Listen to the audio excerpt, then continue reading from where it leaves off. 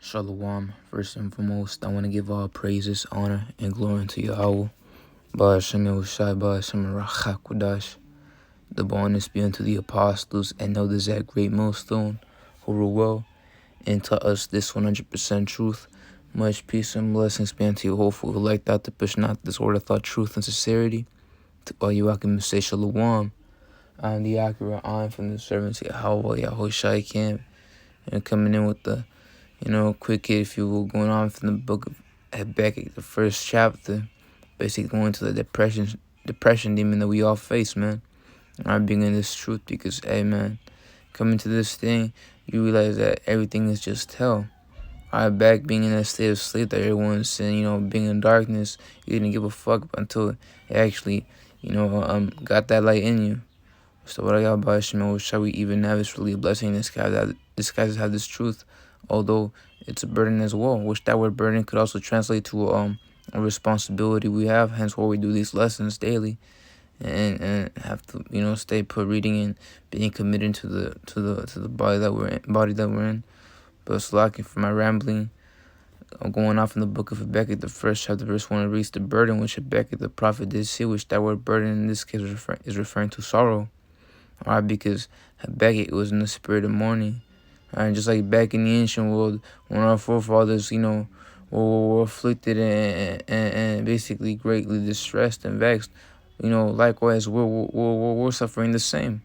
Alright, being in this last captivity, but ultimately, we're really happy because it's the end. As you see in a thriller movie, already hypes you up until that climax when you reach the adrenaline and you just like, encourage the main character to actually keep on striving. That's what we're going through right now, since that's what Akim always mentioned out the fact that these are exciting times because it's like a movie.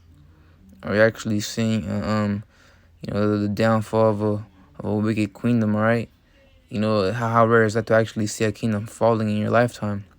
That's rare.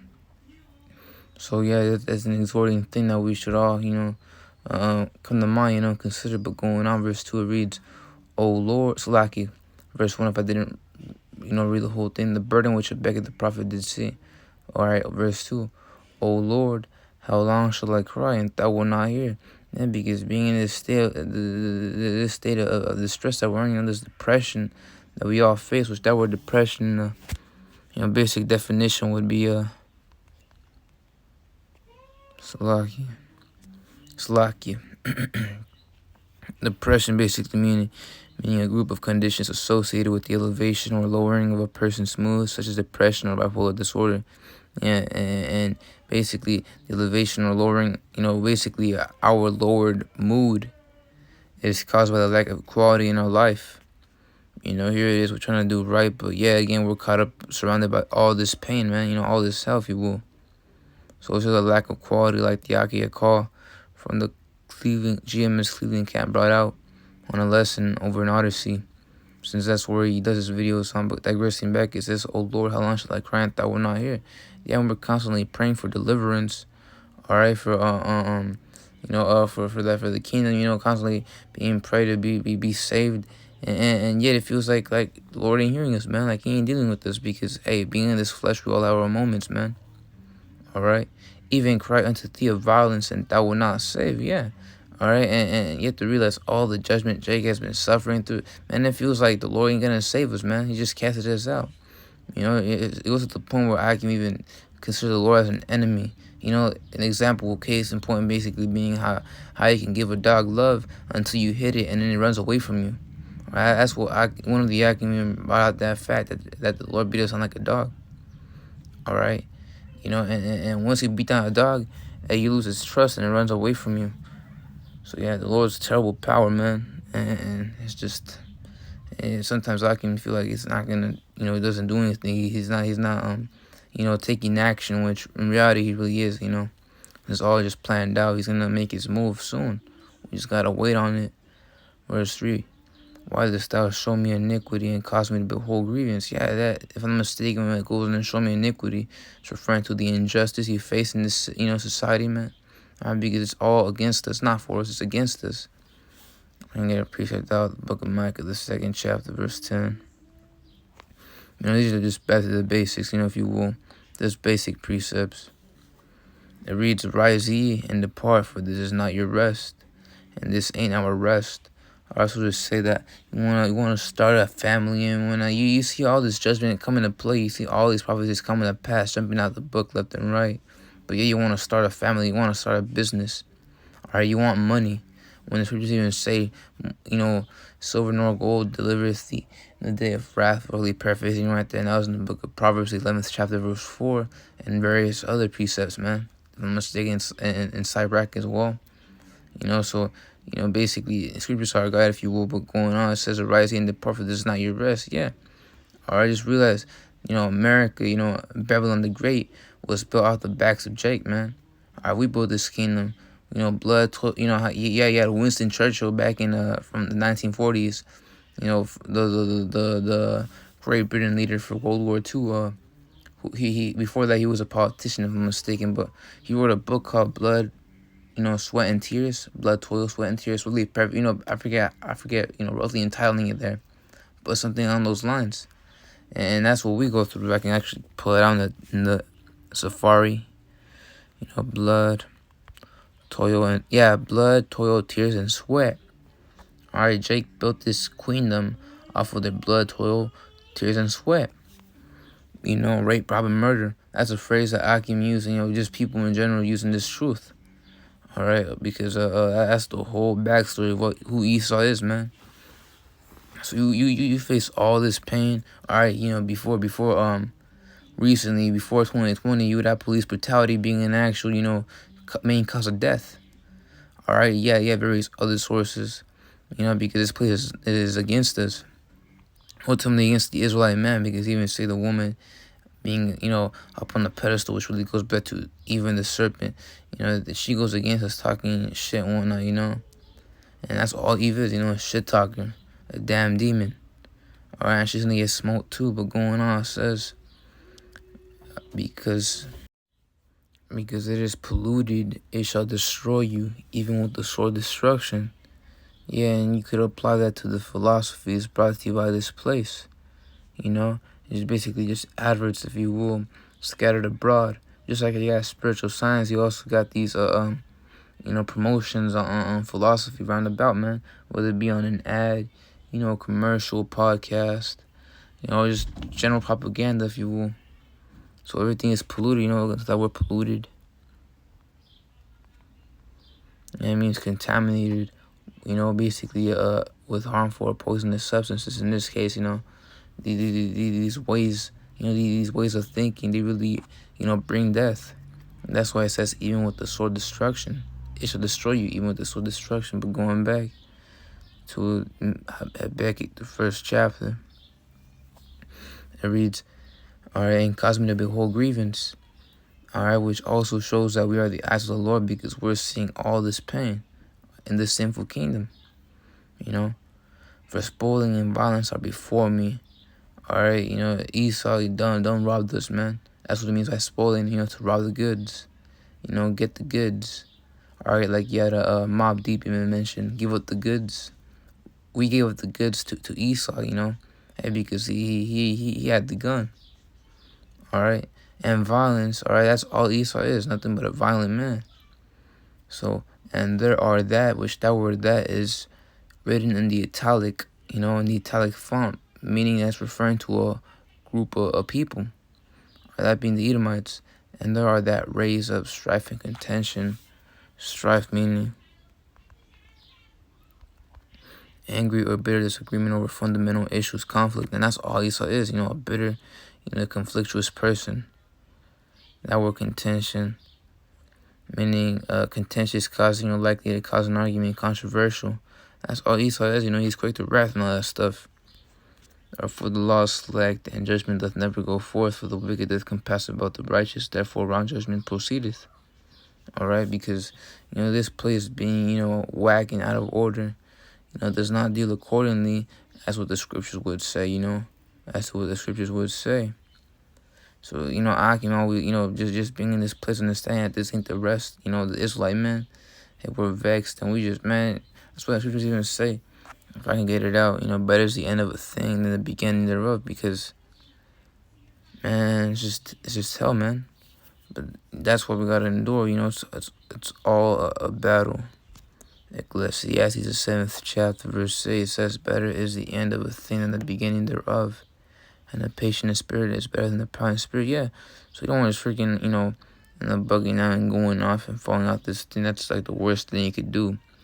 You know, as a matter of fact, you should apply this to the end of a kingdom, queendom.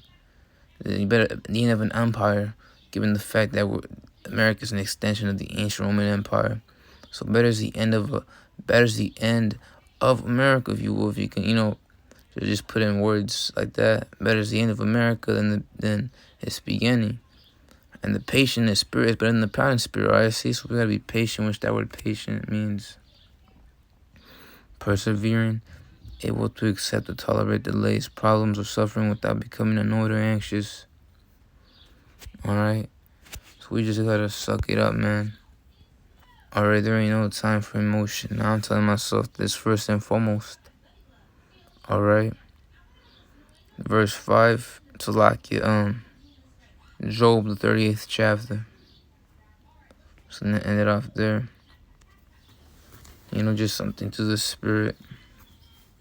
I'm not sure what I'm gonna entitle it though, but Job, the 30th chapter.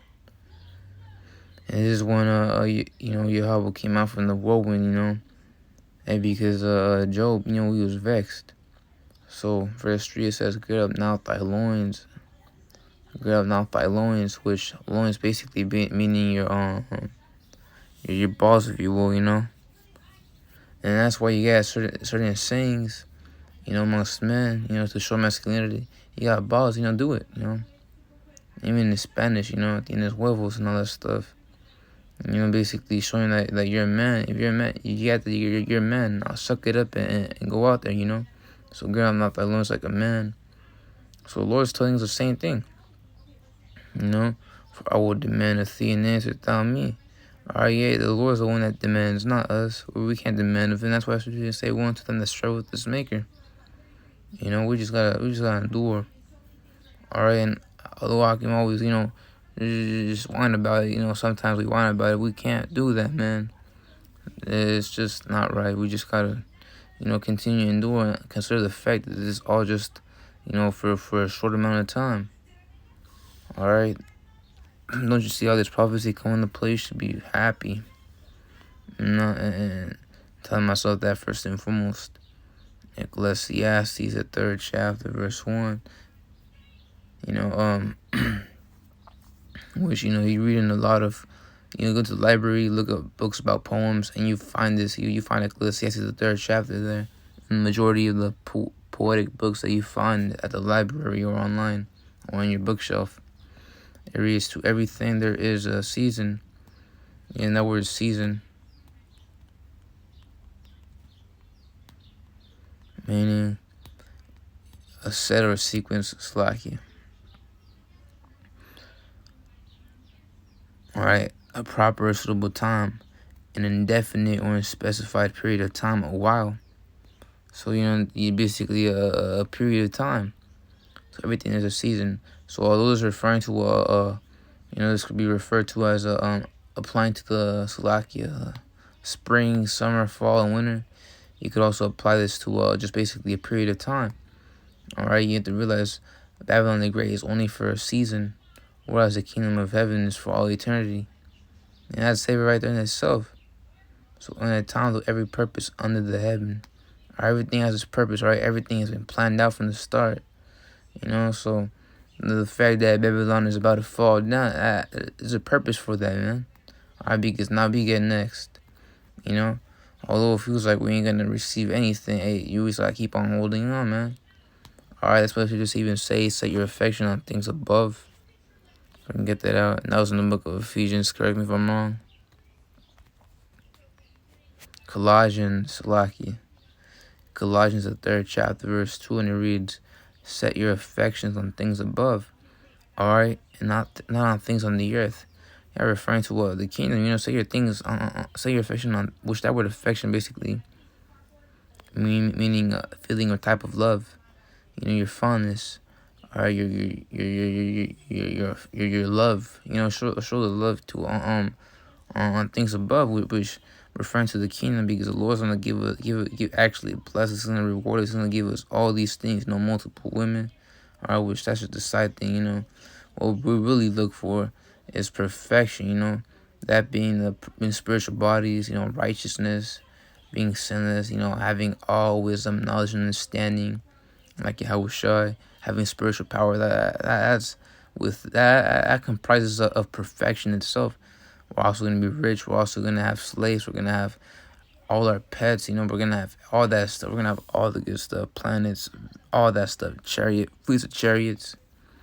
Not on things on the earth. Who the hell wants to? Why the hell would you wanna, spend your time thinking about an impossible future that's not gonna happen, in 5 to 10 years, because all you want to do is just buy a Lexus. All you want to do is just buy a Tesla and that stuff. No, man. Alright, the hell with all that. All these things are carnal and they're temporary. It's all about the kingdom, man. It's all about the kingdom. Verse 2, it reads, a time to be born and a time to die. A time to plant, a time to pluck up that which is planted. Alright, twofold for actually gardening, but also referring to kingdoms, rising and falling. And this one already, the Lord planted Babylon the Great. Might as well to pluck it up. And that's why it's just in the time to pluck up that which is planted. So we got next again. But with that being said, this was edifying. To the next one, I say shalom.